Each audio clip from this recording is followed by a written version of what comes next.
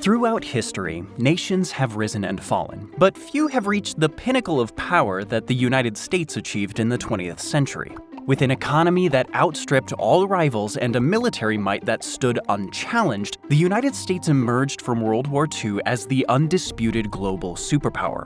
The collapse of the Soviet Union in 1991 only cemented America's dominance.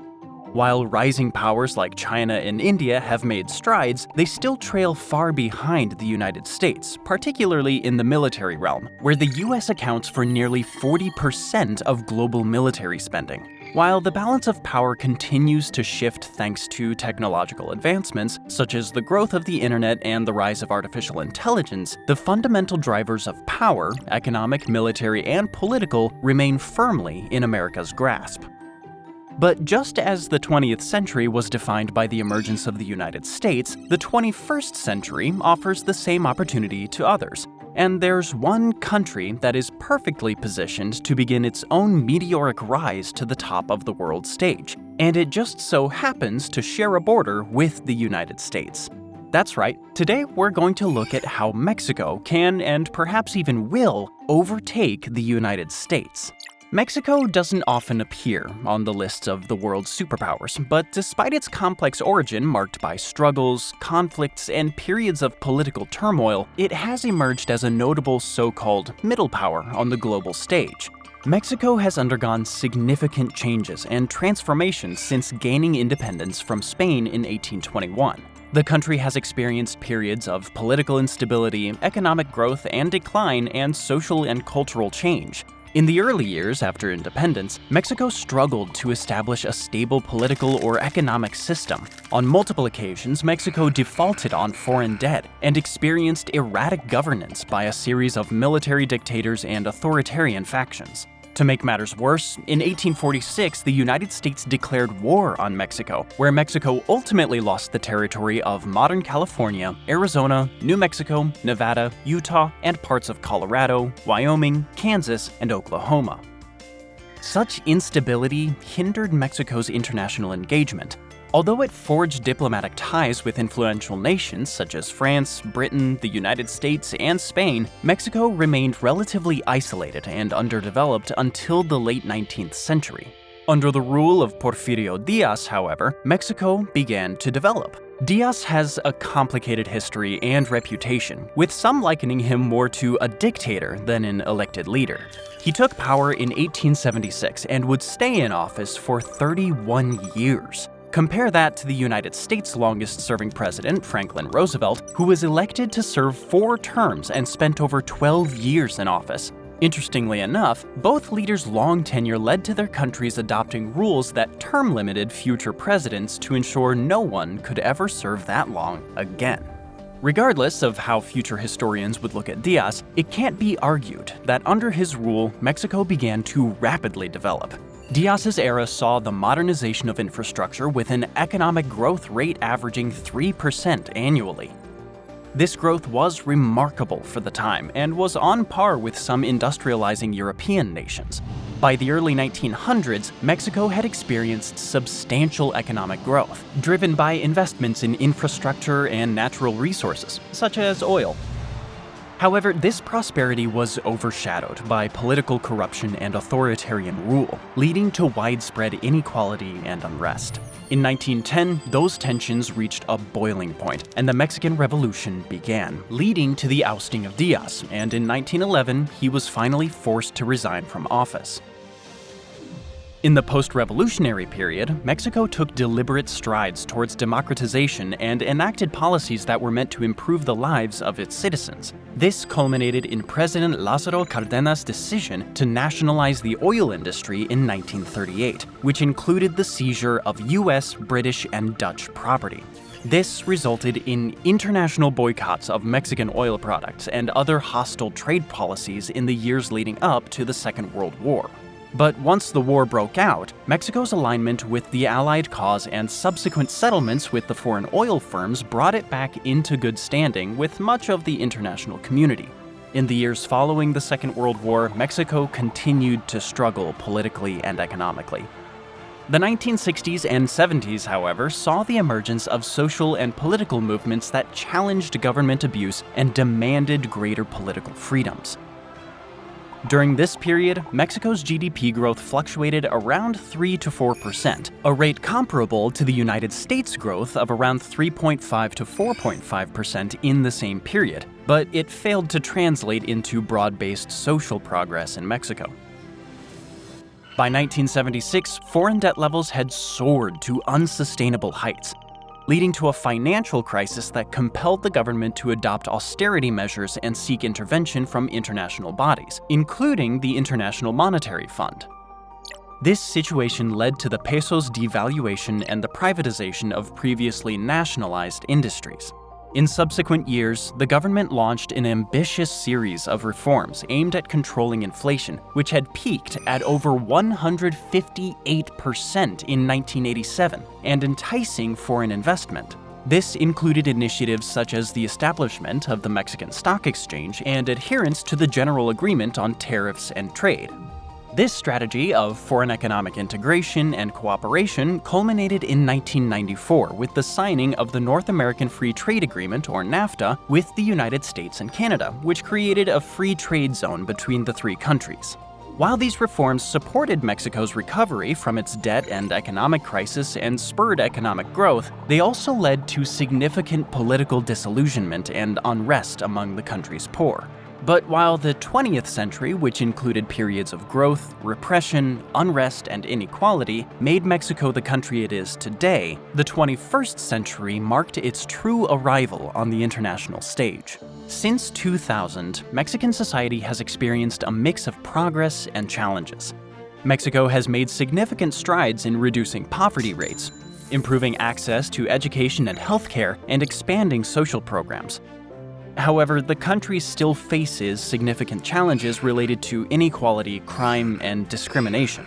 Despite some progress in reducing poverty rates, which decreased from 44.4% in 2010 to 41.9% in 2018, the country still has one of the highest levels of income inequality in the world. In fact, its Gini coefficient, a measure of income inequality, stood at 0.48 in 2018, significantly higher than the OECD average of 0.32. According to the World Bank, in the same year, the top 10% of the population in Mexico accounted for over 42% of the country's total income, while the bottom 40% accounted for less than 10%. In contrast, in the United States, the top 10% accounted for around 30% of the country's income, and in Norway, the top 10% accounts for 27.5% of the country's income. Crime is another major social challenge in today's Mexico. The country has one of the highest homicide rates in the world, with a staggering 25 homicides per 100,000 inhabitants in 2022. Compared to the global average of around only 6.2. Drug-related violence and organized crime are significant factors in this alarming figure. For example, in 2019, nearly 35% of homicides were linked to gang violence. Kidnappings have also risen in recent years, reaching a peak of 1,323 reported cases in 2019. Although that number has gone down substantially in 2022 to 506 reported cases, these statistics still underline the complexity and persistence of the crime problem in Mexico and the ongoing struggle to find effective solutions. Discrimination is also a significant social issue in Mexico. Indigenous people and Afro-Mexicans continue to face discrimination and marginalization, particularly in terms of access to education, healthcare, and employment opportunities. Mexican women and members of the LGBTQ+ community also face significant discrimination and violence. In 2000, Mexico experienced a significant shift in political power with the election of Vicente Fox of the National Action Party. Fox's election marked the first time in over 70 years that the Institutional Revolutionary Party was not in power. Fox's administration emphasized the need for democratic reforms and increased government transparency. Successive administrations under Felipe Calderón, Peña Nieto, Andrés Manuel López Obrador, and now Claudia Sheinbaum have articulated diverse priorities, from democratic reforms and transparency to economic liberalization and social equity. But in recent years, Mexico's political landscape has been marked by tensions between the federal government and state governments, particularly those led by opposition parties. On top of that, Mexico has seen a rise in political violence, including the assassination of politicians and candidates during election seasons. But during all of this political change, Mexico's economy has continued to evolve. Its proactive engagement in regional and global trade agreements, including NAFTA as well as over 40 other trade pacts, has led to an increase in trade, foreign investment, and economic growth. Another factor contributing to Mexico's economic success is its strategic location. As a gateway between North and South America, Mexico has access to major markets and transportation networks, making it an attractive destination for trade and investment. The country has leveraged this geographic advantage to develop an internationally competitive manufacturing sector in industries such as automobiles, electronics, and aerospace. So while Mexico has faced many challenges during its history, its growing prosperity and influence are an early indication of its potential future prosperity. Now, let's look at the ways Mexico is poised to climb the global ladder, and why you might be referring to it in the same breath as the United States, China, and Germany in the near future. The first big reason Mexico is set to rise has little to do with Mexico at all. It has to do with its competitors. You see, many of Mexico's competitors are currently facing challenges due to economic instability, political uncertainty, and war. Among them are Brazil, Argentina, South Africa, and Russia. Brazil, a major competitor for foreign investment and trade, has faced significant political unrest following the election of Luis Inácio Lula da Silva in October of 2022. Lula, who was convicted of corruption in 2017 but saw those charges annulled in 2021, subsequently defeated incumbent Jair Bolsonaro. In the wake of the election, Lula has been met with significant criticism, claims of election fraud, and rumblings of military or public uprisings. This uncertainty is to the benefit of Mexico, which, despite its own issues, remains relatively stable and therefore attractive to foreign investors and businesses. Meanwhile, Argentina, whose wheat output and manufacturing sectors are longtime competitors with those of Mexico, has faced a series of challenges that have hindered its development in recent years, the biggest of which has been a prolonged economic crisis, characterized by high inflation, currency devaluation, and debt default. All of which has been exacerbated by political instability, corruption, and a lack of effective governance. The COVID-19 pandemic has also had a significant impact on Argentina, exacerbating existing economic and social problems and leading to a decline in foreign investment and tourism. All of these factors combined present Mexico with an opportunity to fill the void left by Argentina in key agricultural and manufacturing sectors. From Argentina, we now turn to South Africa. South Africa, a world-leading exporter of commodities, continues to struggle with economic inequality, racial unrest, and low growth. These issues have only been exacerbated by the economic stagnation brought on by COVID and the publicity of government corruption at the highest level. Most notably, the corruption scandal and subsequent resignation of former President Jacob Zuma, which led to widespread protests throughout the country. This unrest and uncertainty can play into Mexico's hands, allowing Mexican commodity exporters to win over concerned importers who have previously done business with South African firms. Lastly, we turn to one of Mexico's major oil and gas competitors, Russia. Russia's oil and gas output historically dwarfs that of Mexico, but it has recently taken steps to its own detriment, creating an opportunity for the Mexican oil and gas industry. With its invasion of Ukraine in spring of 2022, Russia has become, at the very least, a controversial state to do business with. In the immediate aftermath of the invasion, sanctions by the United States, European Union, and others have resulted in reduced oil revenues, the departure of more than 1,000 multinational corporations, significant flight of educated youth, and an economic contraction of 2 to 3%. With the conflict likely to continue in the coming years, Mexico is presented with an excellent opportunity to take advantage by addressing global demand for fossil fuels. In contrast to these countries, Mexico is in a relatively better position to succeed. Despite being hit by the pandemic, Mexico's economy has been showing signs of resilience, with its GDP growing 3.1% in 2022. It has a diverse economy that is not heavily dependent on any one sector. Its economy is driven by industries such as manufacturing, tourism, and services, which are expected to continue growing in the coming years. Furthermore, Mexico has a young and growing population that is increasingly educated and skilled. This provides the country with a strong workforce that can contribute to the growth of the economy. These factors mean that Mexico is well positioned to succeed in the current global economic conditions. While other large economies may be struggling, Mexico's resilience and potential for growth make it an attractive destination for foreign investment and a potential leader in the global economy. Another of Mexico's huge advantages has nothing to do with its economy, but is an inherent advantage built into the very land of the country itself: its geography. Like we've mentioned before, Mexico is located in a strategic position, sharing borders with the United States to the north and several Central American countries to the south. This geographic location makes it a key player in trade between the Americas, with easy access to both the Pacific and Atlantic Oceans.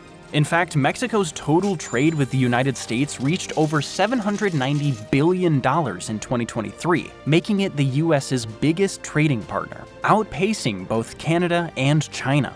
This strategic location has already helped Mexico develop into one of the largest manufacturing hubs in the world, outpacing countries like Brazil and India. Mexico also has a diverse and rich landscape, with many unique ecological regions that are ideal for tourism and agriculture. For instance, Mexico is home to stunning beaches, tropical forests, arid deserts, and snow-capped mountains. In 2019, it attracted over 45 million tourists, ranking 7th globally in international tourist arrivals. Another advantage comes from Mexico's coastlines, which span more than 9,300 kilometers, making it an ideal location for shipping, fishing, and tourism. In comparison, Brazil's coastline is approximately 7,491 kilometers long.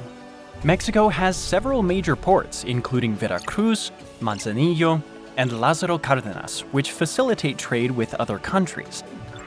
Moreover, Mexico's beaches and coastal towns attract millions of tourists every year, providing a significant source of revenue for the country.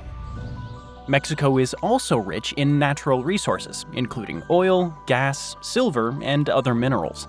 In the mining sector, Mexico is the world's largest producer of silver, contributing up to 23% of global output. These resources provide Mexico with significant economic potential, with opportunities for energy production, mining, and other industries. These industries are further supported by its location, easily being shipped to trade partners across the globe. And there's something else lurking under Mexico's soil that gives it a huge foot up on many other countries: its huge energy resources. Mexico is a major producer and exporter of oil and gas, with significant reserves of both fossil fuels. According to the U.S. Energy Information Administration, Mexico had proven oil reserves of 7.3 billion barrels as of January 2022, which ranks it as the 18th largest oil reserve holder in the world. In addition, Mexico has significant shale gas reserves, estimated at over 600 trillion cubic feet, which could help fuel the country's economic growth and development. First and foremost, the energy sector is a major contributor to Mexico's GDP, accounting for over 6% of the country's total economic output. As an important player in the global energy market, Mexico can use its energy reserves to generate significant foreign exchange earnings that can help fuel economic growth. Mexico's energy reserves can also help the country become more energy independent, reducing its reliance on foreign oil and gas imports. This can help stabilize the country's energy supply and reduce its exposure to fluctuations in global energy prices that hit other countries much harder. Additionally, Mexico's energy reserves can help drive the development of other industries in the country. For example, the petrochemical industry can benefit from the availability of raw materials such as natural gas, which can be used as feedstock to produce chemicals, plastics, and other products. And while it might sound strange, Mexico's energy reserves can actually be a key driver of innovation and technological advancements in green energy. Mexico has the opportunity to invest revenue from oil and gas into the development of renewable energy sources, such as wind and solar power, which can help reduce the country's carbon footprint and contribute to global efforts to combat climate change. By strategically managing its energy resources and investing in renewable energy sources, Mexico can harness the potential of its energy reserves to ensure stability in the short term and promote diversification and development in the long term. But oil and natural gas aren't the only things coming out of Mexico's ground that give it a huge advantage. It also has one of the most diverse agricultural sectors in the world, with a wide range of crops and livestock produced throughout the country. According to data from the World Bank, the agricultural sector accounted for 3.7% of Mexico's GDP in 2020 and employs approximately 13% of the country's population. Additionally, Mexico is the world's 12th largest agricultural exporter, with exports of agricultural products totaling $37.5 billion in 2019, according to the UN Food and Agricultural Organization. It is the world's largest producer of avocados and limes, and is a major producer of other fruits and vegetables such as tomatoes, strawberries, and mangoes. Mexico is also a significant producer of livestock, with a large beef and dairy industry, as well as poultry and pork production. This diversity of output is advantageous for a couple of different reasons. First, just like with oil, it makes Mexico less vulnerable to supply and demand shocks. For countries who focus on a single crop or a select few crops, a sudden blight or natural disaster can cripple their economy. While other countries may import significant amounts of various crops and food products, Mexico can largely sustain itself. Then there's the increase the agricultural industry brings to Mexico's trade partner base, allowing it to benefit politically and economically from further integration into the global economy. And all of these natural benefits are enhanced by one of Mexico's true secret weapons, which are all the advantageous trade deals it's making with other states. Trade agreements and conditions play a crucial role in setting any country up for success in the global economy, and Mexico has a well-established network of trade agreements with more than 40 countries, which have increased Mexico's access to foreign markets, creating opportunities for Mexican businesses to export their products and services.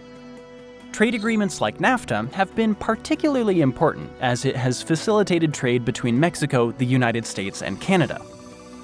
Additionally, Mexico has signed several other free trade agreements with countries in Latin America, Europe, and Asia, further expanding its access to international markets.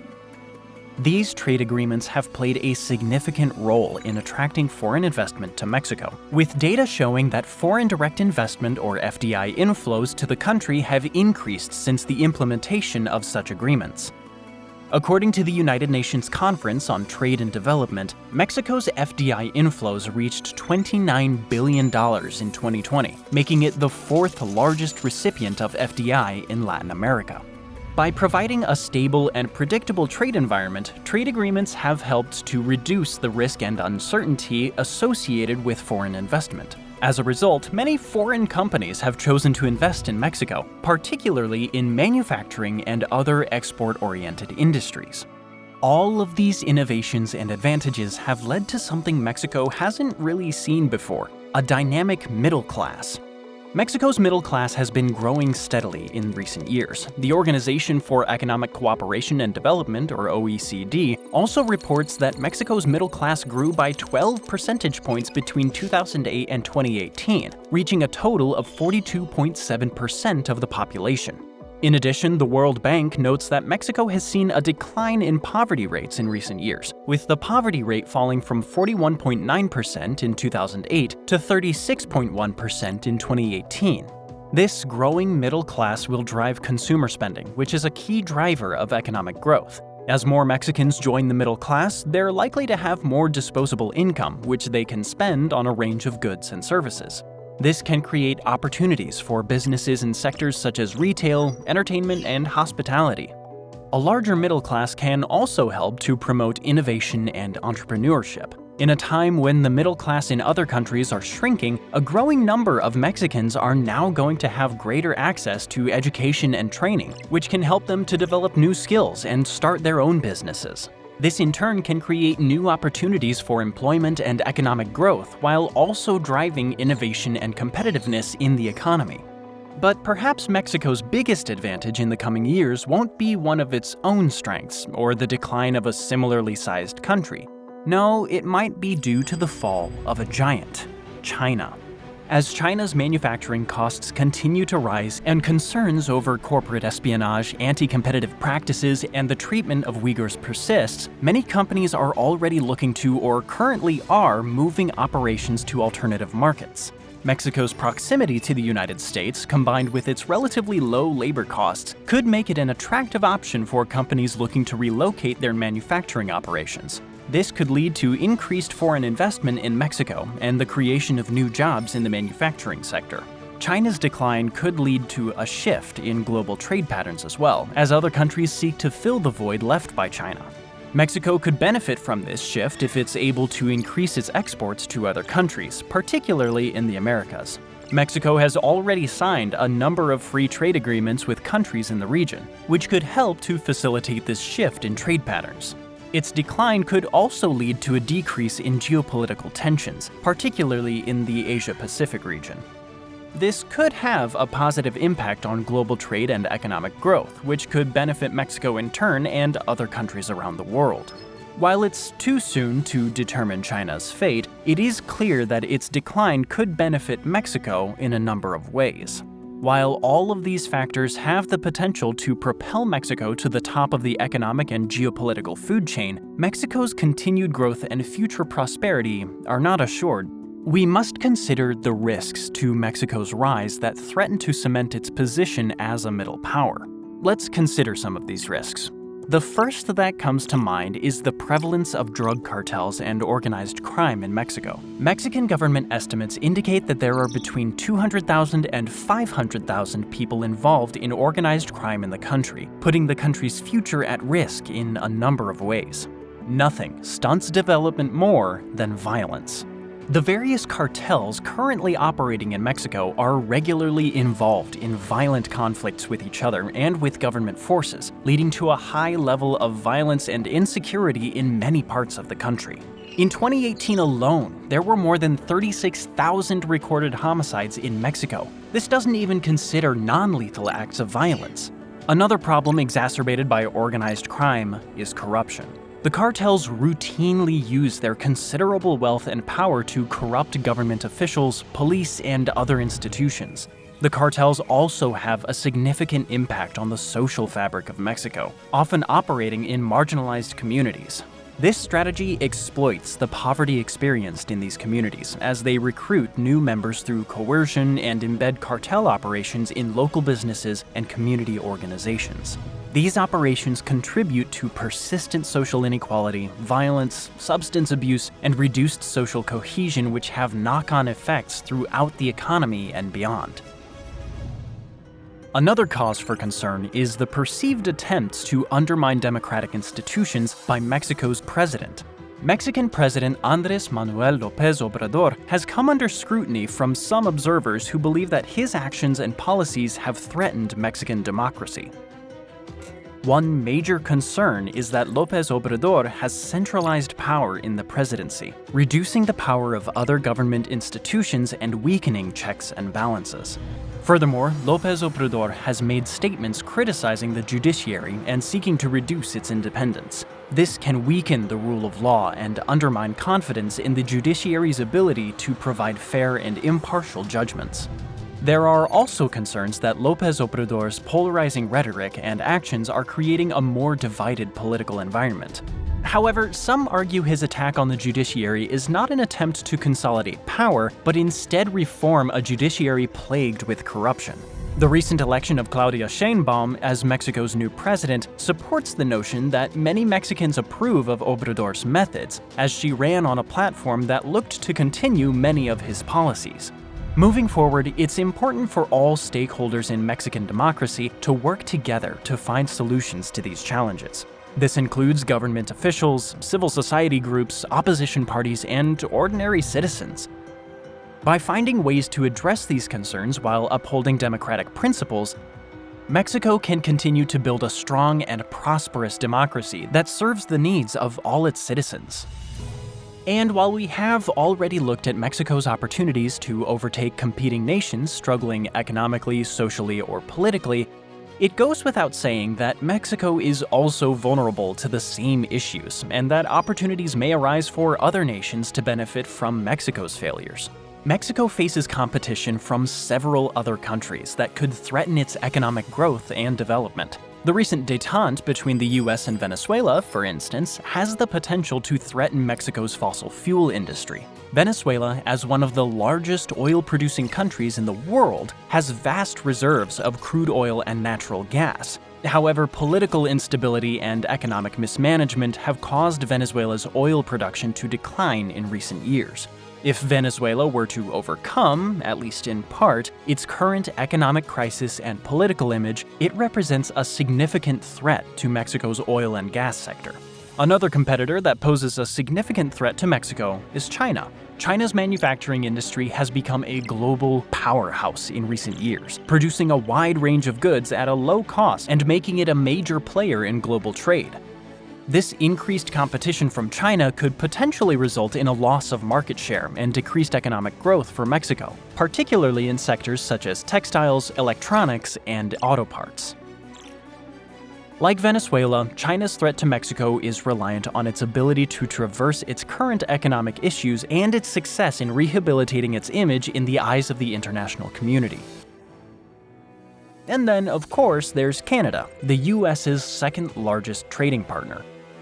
While Canada and Mexico have a strong economic relationship with the US, they're in competition for access to the US market, which is a crucial source of demand for both countries' exports. Canada has a highly developed technology sector and is a major producer of natural resources such as oil and gas, while Mexico has a strong manufacturing sector and is a major producer of automobiles and auto parts. While Canada and Mexico have thus far resolved trade disputes amicably and settled on their own pieces of the American import-demand pie, instability in Mexico or improved efficiency in Canada could upend the current equilibrium, propelling Canada past Mexico in the international political and economic order. While the likelihood of all of these scenarios coming about is low, Mexico remains vulnerable. If one of these rival powers, let alone multiple, is capable of overcoming their own issues, it could spell significant trouble for Mexico's bid as a world power. So, while Mexico has enormous potential to become a global economic and political powerhouse, thanks to its large and dynamic workforce, abundant natural resources, and a strategic location at the crossroads of North and South America, to fully realize this potential, it must address many challenges. Other powers, both emerging and declining, remain in contention for economic and political power, and Mexico must meet this competition head-on. Additionally, Mexico must address its underlying issues with crime, corruption, and inequality. This will require significant efforts to strengthen the rule of the law, combat corruption, and promote greater economic and social inclusion. If successful, these efforts could help Mexico to achieve sustained economic growth and greater political influence, and there's no telling what Mexico might achieve and where its economic and political ceiling might be. It might even emerge as a true rival to the United States on the world stage.